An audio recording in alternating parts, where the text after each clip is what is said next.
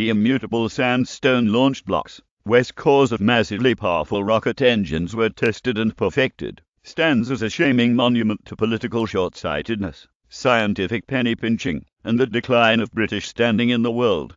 In the immediate post-war period, Britain was a serious player in three-horse race with Russia, and the user in the battle to perfect rocket technology. The driver, of course, was not pure science. The world had just witnessed the terrible power of nuclear bombs at Hiroshima and Nagasaki, and the imperative military goal was to team a thermonuclear device with a dependable, targetable rocket. Paid/YouTube oblast from the past. Britain's rocket program was the envy of the world. The Americans had sneaked arch-Nazi and architect of the V-2 bomb Werner von Braun to the US, and the Russians had collected what was left of his missile team. But Britain still had the homegrown brains and technological clout to punch above its weight in the race to space. And she would need to. During the war, the US and Britain had shared technological advances, but in 1946, fearing Britain's loss of international political clout, the Americans ended all technological cooperation with the McMahon Act. Jetty rocket ruins.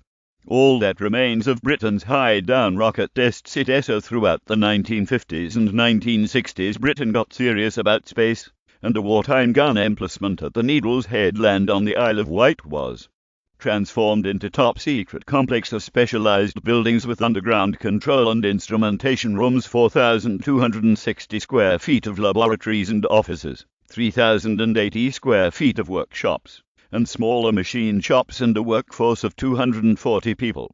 The high-down rocket test site was born. The focus of all this activity and investment was perhaps the most economical and powerful space missile of its time, the Black Knight, forerunner of Britain's very own Blue Streak rocket. The 60-foot-long rockets were assembled in the workshops. Then they were towed down the newly built road along the cliff top above Scratchels Bay to one of the two 80-foot-high test countries.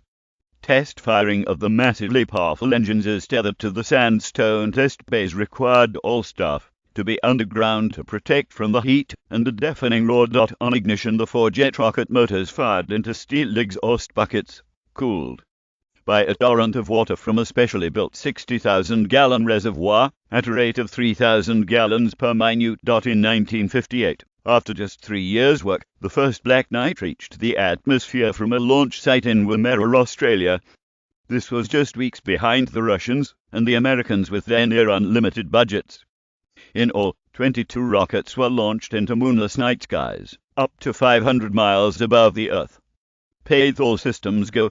The massive engines as tested at high down could be heard for miles around. Britain's space program continued until 1971, culminating in the successful launch of our own satellite. The unit, called Prospero, is expected to continue orbiting the Earth for another 2 centuries. Despite this remarkable success, and similar success in designing and building our own thermonuclear bombs, Britain's government lacked the political confidence to push forward with a domestic rocket program, let alone a nuclear missile program. In 1962, Prime Minister Harold Macmillan announced Britain was going to buy Polaris missiles from the use of the death knell for British rocketry. British rocket scientists attempted to resurrect something from their work, openly sharing rocket secrets with colleagues in Germany, France, and across the fledgling EEC. After Blue Streak was axed, Britain shared its rocket secrets with France in 1961. The two were joined by Italy, Belgium, West Germany, the Netherlands, and Australia to create drafted into the Convention of the European Launcher Development Organization, aimed at being a pan-European challenge to NASA. Path it is rocket science. British rocketry expertise monitored test firing of Black Arrow engine, but it was awful news for Britain as a force in space tech. The Scratchels Bay Rocket Research Centre was abandoned and allowed to rot, becoming little more than a tourist curio for Isle of Wight visitors, a footnote in rocketry history and a monument to failed ambition. The Scratchels Bay Rocket Research Centre was abandoned and allowed to rot, becoming little more than a tourist curio for Isle of Wight visitors, a footnote in rocketry history and a monument to failed ambition. Nicholas Hill, writing for Spasuk.org, said, "There are several infuriating aspects to all of this. To produce a missile, and then realize it was the wrong missile. To convert it to a satellite launcher, one that looked to be highly successful, and then to cancel again. and the cancellation took place in the late 60s, when the uses of satellites in TV. The Tokyo Olympics of '64 were the first to be transmitted by satellite telephone communications. Weather observation were becoming apparent and obvious. But the 60s were the time when many advanced British projects were cancelled in the post-imperial decline, and Britain was to lose from there on any real pretensions to technological innovation in space, in electronics, and in too many other areas.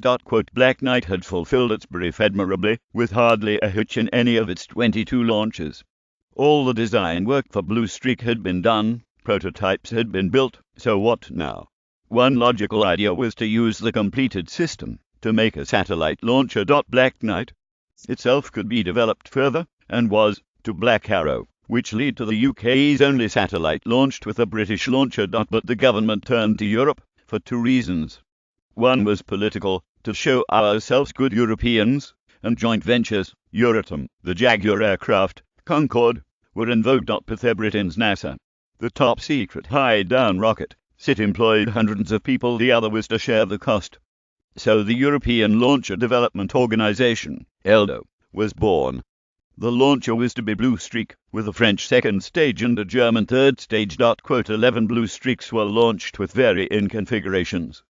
The Blue Streak part of the launcher was almost uniformly successful. No satellites were launched due to failure elsewhere. Then the organization collapsed, and the Blue Streak rocket with it. The last Black Arrow now resides at the British Science Museum